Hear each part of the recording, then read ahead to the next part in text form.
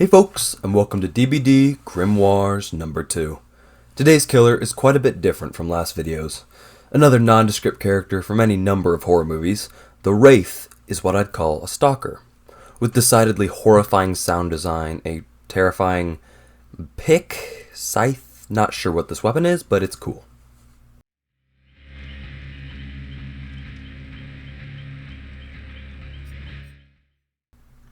And a truly powerful ability. The Wraith is definitely beginner friendly, which is perfect because that's me. I spent a while getting to know this guy, and there are two playstyles I've found which work interchangeably, but also kind of require commitment for the whole game. So first, a content warning. This game is graphic and very violent. If hanging people on meat hooks or hitting them with blades of the same size as their bodies triggers you, might I suggest another of my videos? They're all relatively good, except any of the Overwatch videos, those were weird. First, his ability. The Wraith can go invisible. Not completely, but certainly enough to sneak up on all but the most observant of survivors. Yes, there is a slight distortion of the air when he moves, but again, it's pretty minimal. While invisible, he moves fast, like stupid fast. You can't attack or do anything but run around without first uncloaking, which requires another animation. Once uncloaked, you have about a second of speed boost, and then it's back to your normal, slow speed. The Wraith is a really weird character. The whole gimmick of popping out, hitting someone, and then disappearing again is really enticing. But in reality, the sound of the bell, along with the fear aura and the appearance of you, means survivors have plenty of time to run. So while you're pretty much guaranteed one hit, that second one, decently hard to come by. Especially on certain maps, survivors can just get away with taunting you, and there's not much you can do, because catching them takes so long. So while everyone on the map will definitely be in the injured state, killing them is just a slight bit harder.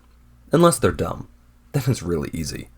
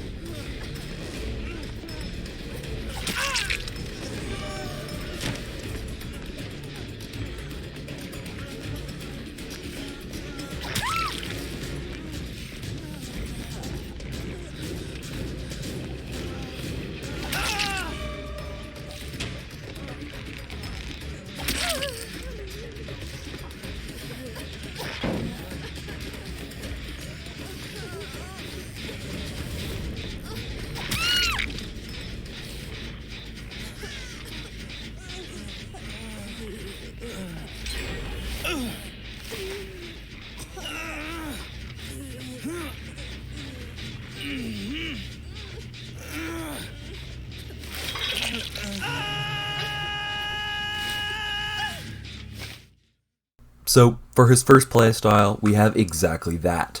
The run and gun killer. You start the game invisible, and in all cases, you need to stay that way. Find a survivor. Literally stand on top of them, or as close as you can get. Yes, they will know you're there. Uncloak. Chase them and beat the crap out of them. Now they're wounded. Cloak again.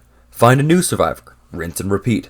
Are they all wounded? Great. Start knocking them down and hanging them up. 80% of the game should be spent invisible. The Wraith's unique field of view perk really helps here because it's a bit tight when invisible. Has one of the survivors healed themselves? Oh no. Focus them and make sure you chase nobody else for the rest of the time they survive. Puppy guard their hook. Stay cloaked while doing so, and use the perk that makes you completely invisible after standing still. Let anyone near it. Doesn't matter if the other survivors are or have escaped. Forget about them. They don't matter. Is your survivor dead?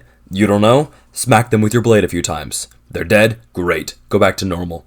This is how you play Toxic Wraith.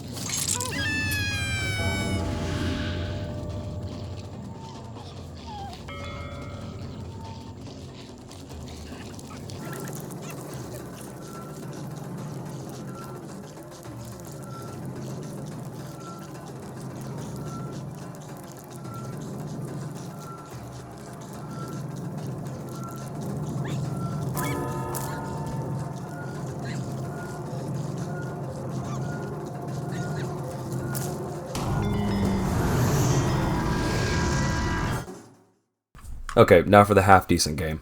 Here, the cloak only really exists for its speed boost. Find a survivor, uncloak, hit them, and then cloak again. This way you can easily keep up with them regardless of where they run, and generally can deal with whatever they throw your way, without being seen. The thing is, a good survivor will notice your movements, because of the distortion of air around you. They'll use that knowledge to avoid you, which is a good idea, obviously. The annoying part is that, even if you pick off and hang up the other survivors, these 1 or 2 good players will be a major nuisance, and probably will rescue them once you turn your back.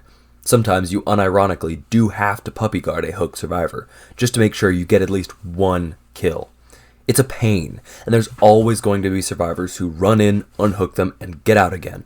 But at least you can ensure a slow, methodical victory as opposed to a quick, humiliating defeat. As for the Wraith's unique perks, well, they're mostly about tracking. The orange scratches left by survivors coupled with the blood splatters can all be made more obvious with his perks. He also can have a wider FOV. They're not terribly useful, and I only use the FOV one along with some other regular, generally better perks. So all in all, the Wraith is a decent killer.